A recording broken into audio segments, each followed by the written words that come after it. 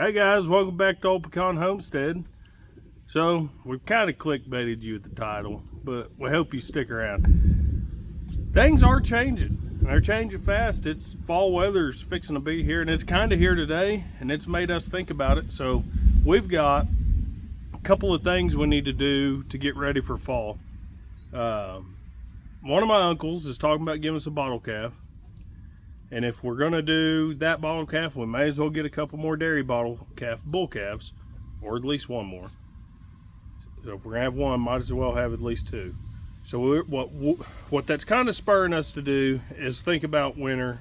And what we're going to do, last time we had an IBC tote, they never really figured it out, so we had to move them back out to the corral when the weather was bad, and they could go in and out of the tank battery. But we got so much going on with the goats that's not really an option. We need a place for the calves, and that is going to be probably Shayla's milk parlor that she's been wanting me to get started for. And a good friend of ours tasked us with taking down a shed. So we've got a couple of walls of old barn tin, which is kind of our thing, the rustic look. So we've got a couple of good walls for that, and we're going to go kind of pick some of those up, see how we're going to do it, whether it's going to be a lean-to or a truss type barn. We're not really sure yet. And we bought a bunch of tin that matches it at the auction. So got a bunch of tin and some walls already made. So we're going to go look at that. We've got a carport that we were going to use for dog kennels, but we're not really breeding hunting dogs anymore, so probably going to move it out to the corral.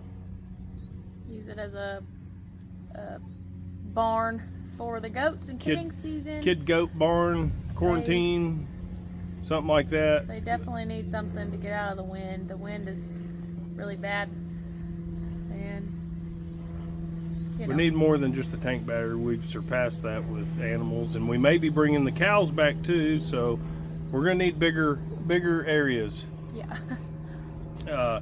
So we're going to move that, and we've also got all we're going to need for hay. We've got our last load of hay.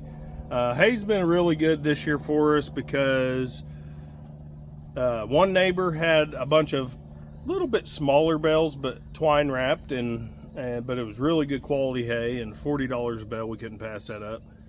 And then we had another neighbor, a new neighbor, that was filling up a water tank with our well. So he filled that up a few times, and he mentioned that he had 14 bales of hay that he had from last year. So we went ahead, or he offered them for free because we were letting him fill that tank. So we went ahead and took him up on that and paid another neighbor, drove my tractor down there, paid another neighbor to haul it to the house. So we're good on hay. We just got 9 more bales. I don't know exactly how many. We fed a couple. We were at 40 or 38 to 40, something like that. Maybe more. 14, 28 plus the 9. It's 37. Yeah. 35, 40 bales, something like that. And we may have fed a couple, so right around 35 bales is where we're at, which is more than we had last year. We do have a few more animals this year, but we carried into the spring last year, so we should be good. Part of this carport, you keep moving on me. Part of this carport is also enclosing the back so we can put in some square bales and have that for the goats. Those are a lot easier for us to throw around than the round bales, and especially when we have some of the goats quarantined or separated out like our Billy is right now. And I don't know that I'll get to it this year, although I'd like to.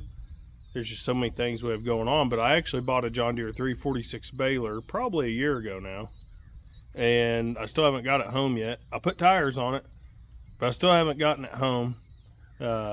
We've got about 1.5 acres or 2 acres of grass down our highway front over here, so I've mowed it a couple times and it's growing up really well. It's raining right now. It's going to be really good grass if I can get it mowed and raked, but I don't have a mower or a rake. So even if I get the mower home, I don't know. I got some neighbors I might be able to talk into doing it, just so that I can tinker around. But if we did, that'd be quite a few square bales, and like she said, we could keep those in that carport. So anyways, let's get these round. Oh yeah, wait a minute, you forgot what we were standing here for. So the reason we're standing by the white truck here is, if you watched our steers go to butcher video, we were broke down. I had to come rescue Shayla, stay the night, pick up our beef the following day. We had to take the encoder motor off the transfer case so that we can manually shift it and all that stuff. Well, we're finally back up and going on the truck. And what it seemed to be to me was that the computer was causing the encoder motor to change gears by itself, or possibly it was the encoder motor the whole time, and for whatever reason it was doing the shifting. But either way, it wouldn't shift it back out of 4 low. You think the salt water had anything to do with that? I don't know. It was right after we drove through a bunch of salt water down at the ocean. We got home. So it could have something to do with salt water. But it was either the computer and the encoder motor, but for sure the encoder motor was not strong enough to pull it out of 4 low. Was the problem after we switched the computer.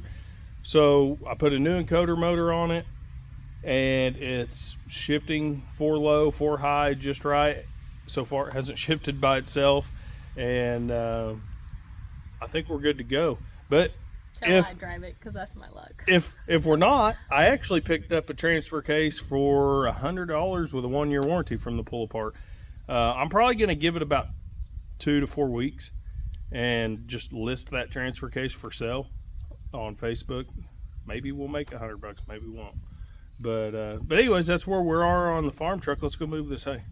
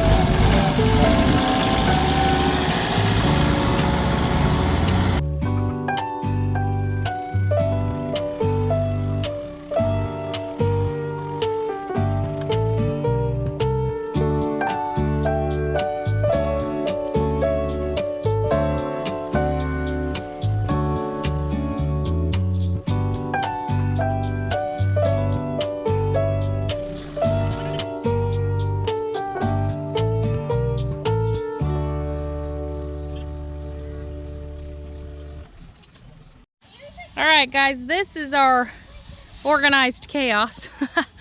So this is the shed that I'd said we took down for a friend of ours, and we salvaged 2 walls identical to this. I don't know what they are exactly. I'm gonna say, what was that, about 20 foot? I don't even remember. It was this was They're back about 20 in by 8.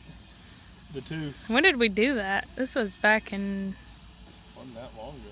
no, it was just a few months before we found out that he was sick. January. But I guess it's been Close to a year. It's been about a year and a half. It's been a while. This has been the plan all along. Dairy parlor. So we got 2 walls roughly 20 by 8. And then we've got all that tin down there that we picked up in an auction for like $6. So There's some really cool old doors that I kept that there's an old door in there that's going to get thrown in the burn pile. Yeah, you're funny. He already tried that. I forgot what that threat was. So anyways, this is what we're talking about doing a dairy parlor out of. Now that I've just put all the hay right here, I kind of mentioned we could put it right here where the hay is. We can move the hay. But the other option is going to be just right out here somewhere. We want a little bit of a fenced in area with the parlor. That way, our idea, we don't want dairy cattle, but we wouldn't mind milking even just like our Angus or our Hereford or anything that has the temperament to let us do it. So our idea is to just share milk with the calf. So we want a little bit of a grassy or roaming area that we can separate the cow from the calf, and then milk in the morning, and then reunite her with her calf. So either way, here or there, we got a plan to build a fence with it as well. So let's go get that Carport moved.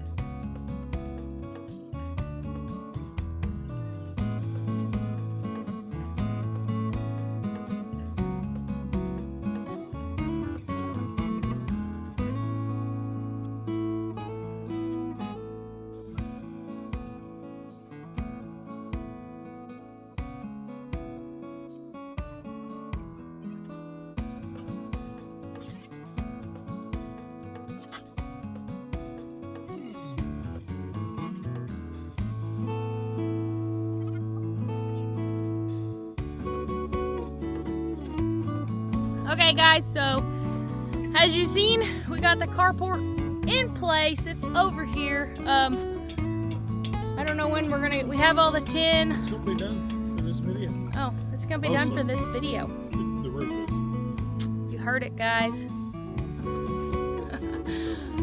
Okay, so we're not gonna do the tent tonight.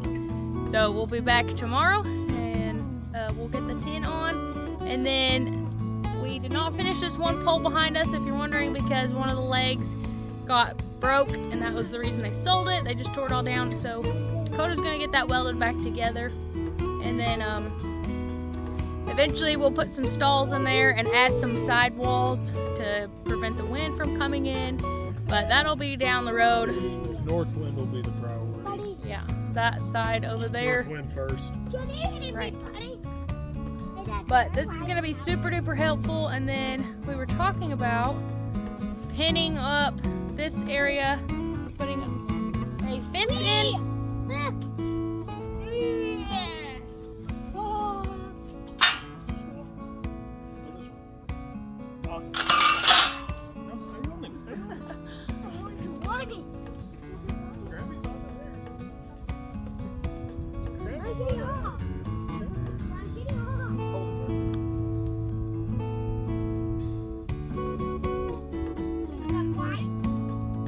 You got to get him in the... Get it. Look, he wants you to ride him. His ear was Do what? His ear was up. His ears was up? I think he wanted you to... His ear was like up. It was He up. liked giving you a ride. This, I don't know. Oh yeah, this ear was up. Can you make your ears go up?